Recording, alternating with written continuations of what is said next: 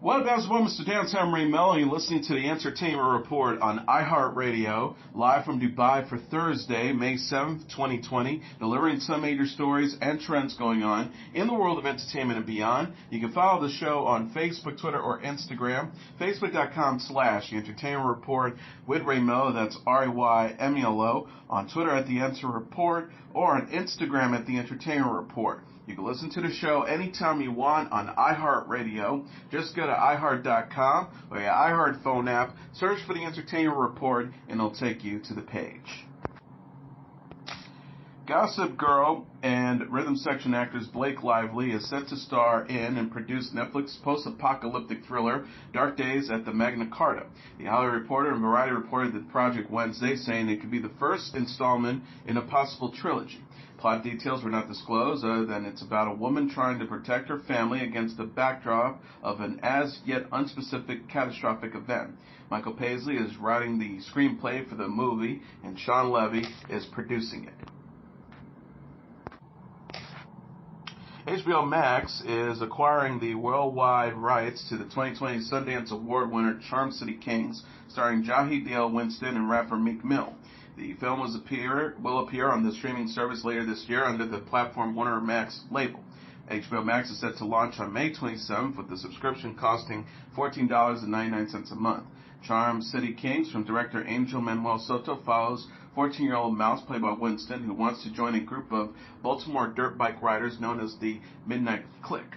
The Midnight Clique's leader, Blacks, played by Mill, takes Mouse under his wing, bringing him into a world of fast money and violence. Will Catlett, Donnell Hansley, Kesey Curtis, Chino, LaKeia Willie Queen Doherty, and Tiana Paris also star. The film won the U.S. Dramatic Special Jury Prize for Ensemble Acting at the 2020 Sundance Film Festival. Sherman Payne wrote the script, with the story by Chris Boyd, Kirk Sullivan, and Barry Jenkins. Caleb Pitnick, Clarence Hammond, and Mark Binstock, produced with Will Smith, Jada Pinkett Smith, and James Lasseter serving as executive producers under the company Overbrook Entertainment. The executive vice president of original films, Jesse Henderson, said in the statement, "Charm City Kings is such an exciting and vibrant visual experience that we are thrilled to debut on HBO Max. The filmmakers and electric cast have put together something truly special." The season 7 finale of The Blacklist will blend live-action sequence with graphic novel-style animation, NBC announced. The episode is set to air on May 15th. Network press release said Tuesday the season's 19th episode, titled The Kazajian Brothers, was midway into filming in New York when TV productions across the industry were halted due to COVID-19. Looking to do something out of the box to finish the episode and close out the season, producers came up with an idea to add graphic novel-style animation that would incorporate the already filmed live-action scenes. Cast members recorded dialogue from their homes for the animated scenes to ensure a seamless transition between the two styles as editors and animators complete their work remotely. The crime drama stars James Spader, Megan Boone, Diego Cantinhoff, Amir Arson, Hashim Tawith, and Harry Lennox. The show was renewed in February for an 8th season. CBS All Access has announced Topher Grace, David Wayans Jr., Kyle Burnberry, and Sky Ferreira are set to appear in Season 2 of the sci-fi anthology series The Twilight Zone. David Kerman Holtz, Thomas Lennon, Natalie Martinez, Gretchen Mol, Paula Newsome, and Jernith Smollett have also signed on for roles on the show, which is executive produced by Jordan Peele and Simon Kinberg.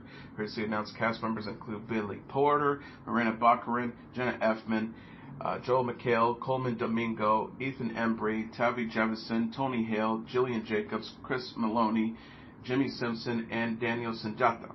Peele, the Oscar-winning filmmaker behind the contemporary horror classic Get Out, is also returning as the host of the Twilight Zone reboot. The second season will consist of 10 episodes. No premiere date has been announced yet. The original show initially ran for 5 seasons on CBS from 1959 to 1964. AMC, it says, it's ordered 4 more episodes of Friday Night In with the Morgans. The video chat series is hosted by The Walking Dead star Jeffrey Dean Morgan and his wife, One Tree Hill alum Hillary Burton Morgan. It is filmed on the couple's farm in upstate New York since mid-April. Morgan tweeted upon hearing he and his wife would get to make more episodes. Cool beans, thanks to everyone for watching. It's because of you we're doing more. Thank you. This week's guests include celebrity couples Paul and Julie Rudd and Kelly Ripa and Mike Consuelos, as well as John Travert, the manager of Samuel's Sweet Shop, a candy store near the Morgans' home. Sarah Barnett, the president of AMC's Networks Entertainment Group and AMC Studios, said in a statement, Friday Night In was an experiment that has worked. It worked because the Morgans are effortless and delightful hosts, and the conversations with their friends are uplifting, hilarious, sweet, relatable, playful, and meaningful. The show has generated delighted buzz and social engagement. We all want to see more of Jeffrey and Hillary and their enthusiastic embrace of their friends and community during this time. Among the previous guests on Friday Night In are Christina Sorrentos, Sarah Wayne Callies, Mark Duplass, Katie Alcison, Justin Ackles, Daniel Ackles, Coleman Domingo, and Michael Cudis. The show is being taped as people in the United States are at home, social distancing to slow the spread of the coronavirus, which has killed more than 200,000 people. Many TV and film productions, live performances, businesses, schools, and cultural institutions remain shut down while decisions are being made regardless of how to safely move forward. Ryan Reynolds talked about how Deadpool could fit into the Marvel Cinematic Universe following Disney's purchase on Fox on The Tonight Show. Reynolds has starred as Deadpool in 2 films that were made under Fox. The character interacted with Fox's X-Men movies, but has not crossed over into the Marvel Cinematic Universe yet. The actor said on Tuesday about Deadpool either joining Marvel's other cinematic characters on screen or remaining separated. I see so much, I see infinite possibilities in either version. He continued, if Deadpool were to be in the Marvel Cinematic Universe, I think it would be explosive and amazing, and what a sandbox to play in. If Deadpool continued to get to do just his own thing and be his own thing also, just like infinite possibility. Reynolds also discussed his Netflix film Red Notice, which also stars Dwayne Johnson and Gal Gadot. The film's production was halted halfway through filming due to the COVID-19 pandemic. He says, we might have finished the movie if we didn't spend 9% of our time dicking around laughing. I've known Dwayne for like 15 years, so we tend to spend time trying to make each other laugh.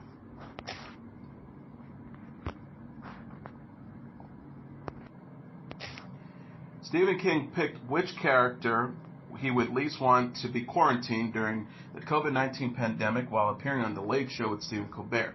The author said on Tuesday, it's not even close, I wouldn't want to be quarantined with Annie Wilkes, about his character from his 1987 novel Misery.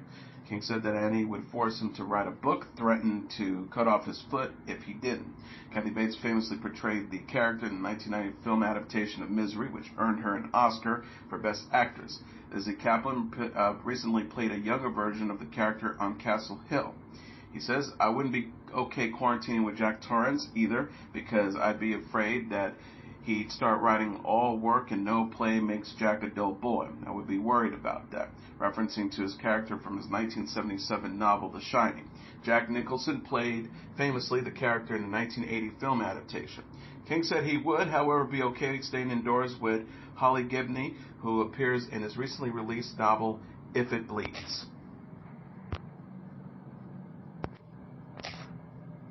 Hank Steinberg, the creator of the ABC legal drama For Life, wrote and directed the show's season 1 finale, which is set to air on Tuesday.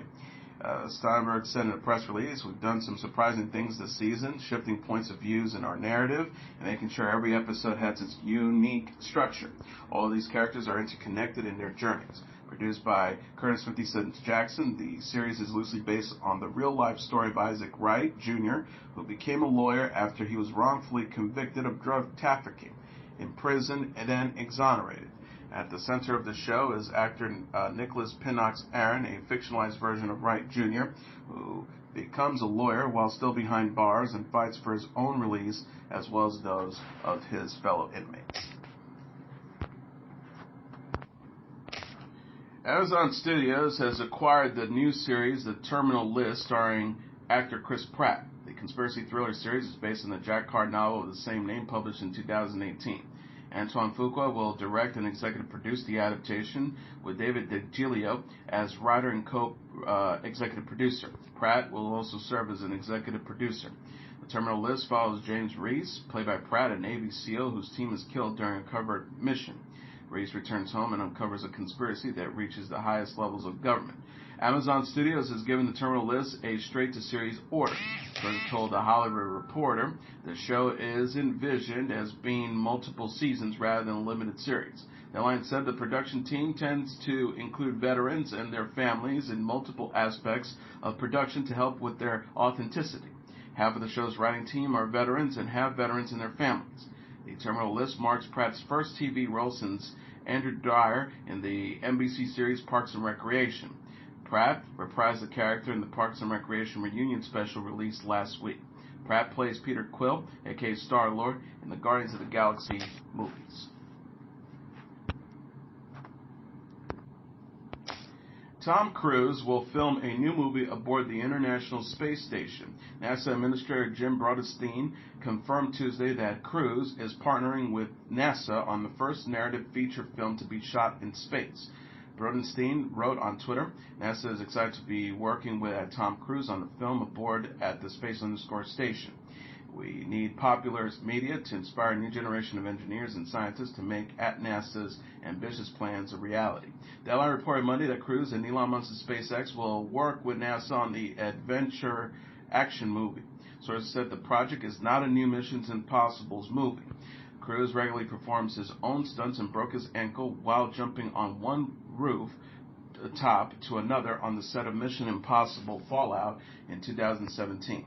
He relived the incident during an episode of The Graham Norton Show in 2018. Fellow actor Matt Damon discussed Cruise's love of stunts during an interview on Conan in November. Damon said Cruise sought a second opinion from a safety advisor after not receiving clearance for a dangerous stunt for a Mission Impossible's film. Damon says the safety guy, whose only job is to keep you safe, says, "That's too dangerous. My reaction is, too bad we can't do that sequence I came up with. It would have been really cool." His reaction is, "No, we're going to get another safety guy." Cruise will next star in Top Gun Maverick, which opens in theaters in December.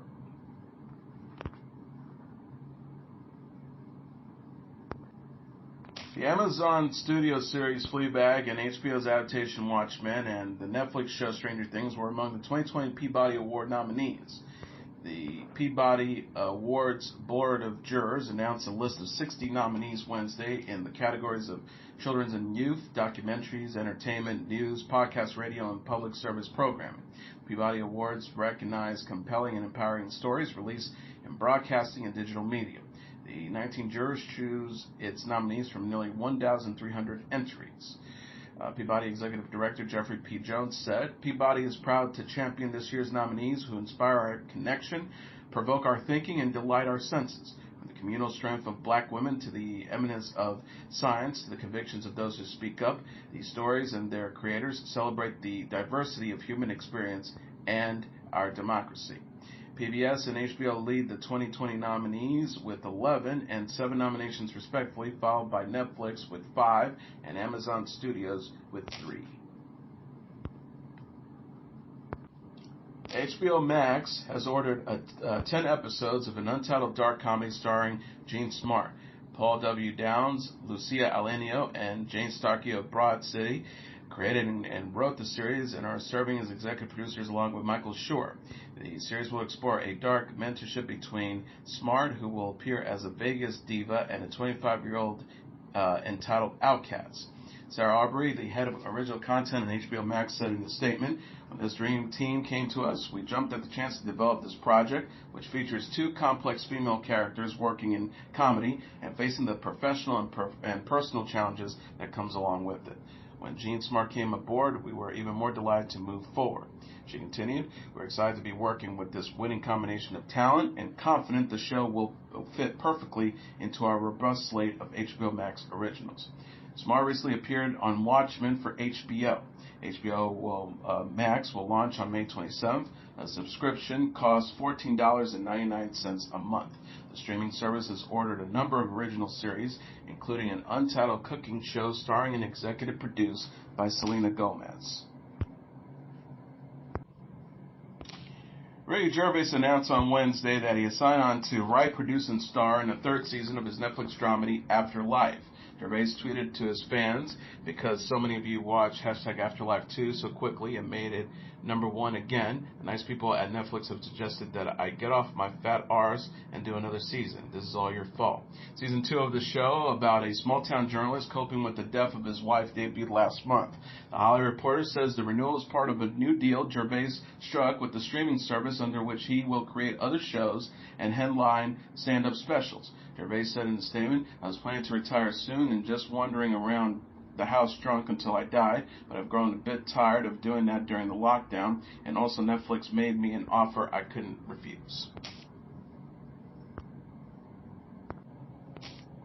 CBS renewed 23 series for the 2020-2021 primetime television season, the network announced Wednesday. Set to come back are NCIS, NCIS Los Angeles, NCIS New Orleans, Young Sheldon, FBI, FBI Most Wanted, Bob Hard Abashala, 60 Minutes, All Rise, Blue Bloods, Bull, MacGyver, Magnum P.I., SWAT, SEAL Team, The Neighborhood, The Unicorn, Undercover Boss, 48 Hours, Evil, Mom, Survivor, and The Amazing Race. Kelly Call, president of CBS Entertainment, said in a statement, thank you to these exceptional shows, we're going to win the current season by 1 million viewers. She also said next year we'll have these strong returning series as our foundation, and Super Bowl 55 too. There's a well-balanced lineup across entertainment, news, and sports that will put us in an incredibly stable position for 2020-2021. Cut from the schedule, according to Deadline, were the 40-year-old Matt LeBlanc sitcom Man with the Plan and freshman comedies Broke, Tommy, and Carol's Second Act. Hawaii Five-0, Madam's Secretary, and Criminal Minds all ended their runs this season, while God Friended Me was canceled last month.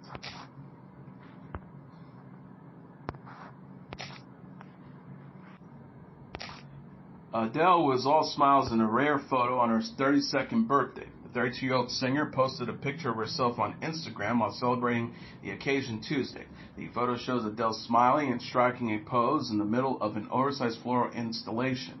The star wears a black mini dress with balloon sleeves. In the caption, Adele sent well wishes to fans and healthcare workers amid the COVID-19 pandemic. She wrote, thank you for the birthday love. I hope you are all staying safe and sane during this crazy time. I'd like to thank all of our first responders and essential workers who are keeping us safe while risking their lives. You're truly our angels. 2020, okay, bye, thanks.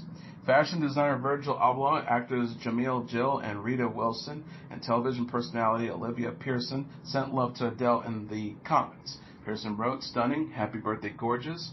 Wilson said, happy birthday, Adele, sending you so much love, looking gorgeous.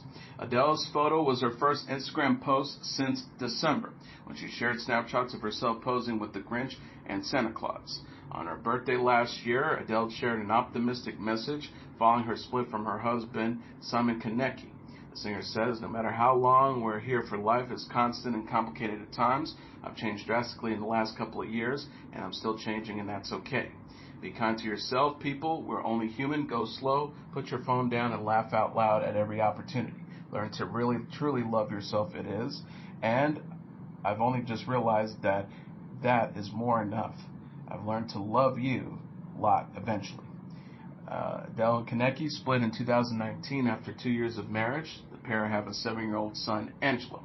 Adele has previously released the album 25 in 2015. Her previous albums, 19 and 21, were also named after significant ages in her life.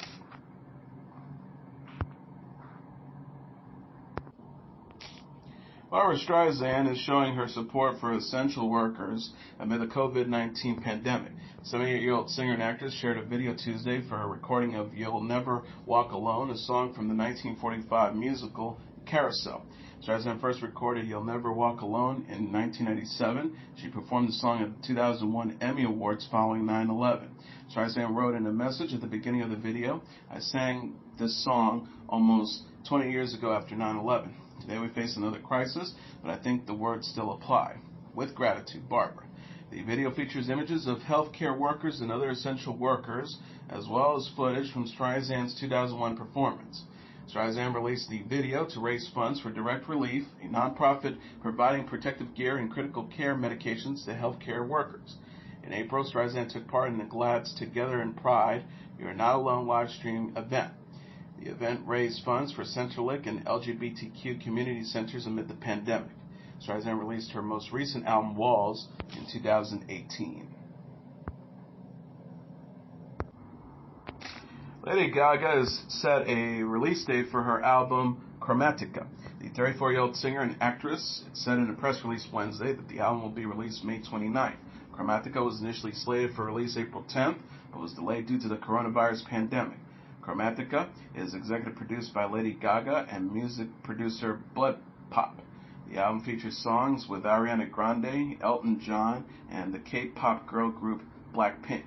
Lady Gaga shared a music video for the album's first single, Stupid Love, in March. And finally, the rock band Weezer is dedicating its new song to essential workers amid the COVID-19 pandemic. The group released a single and music video for the song Hero on Wednesday.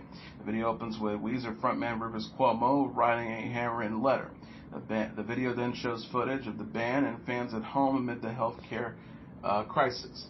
Weezer shared the letter, which thanked essential workers in an Instagram post Wednesday. Cuomo wrote, "While the rest of you retreat in our homes, you ran towards the threat in a battle you didn't even know you signed up for.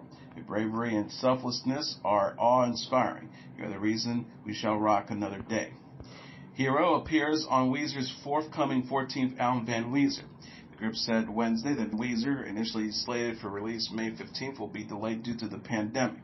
Van Weezer also features the single The End of the Game, which was released in September of last year. And that is your entertainment report for Thursday, May 7th, 2020. I'm your host, Mr. Downtown Melo. I'll be back tomorrow to deliver some major stories and trends going on in the world of entertainment and beyond. You can follow the show on Facebook, Twitter, or Instagram. Facebook.com/The Entertainment Report with Ray Melo. That's RAYMELO. On Twitter at The Enter Report, or on Instagram at The Entertainment Report. You can listen to this episode or any previous episodes of The Entertainment Report anytime you want on iHeartRadio. Just go to iHeart.com or your iHeart phone app. Search for The Entertainment Report, and it'll take you to the page. Good night, and God bless you all.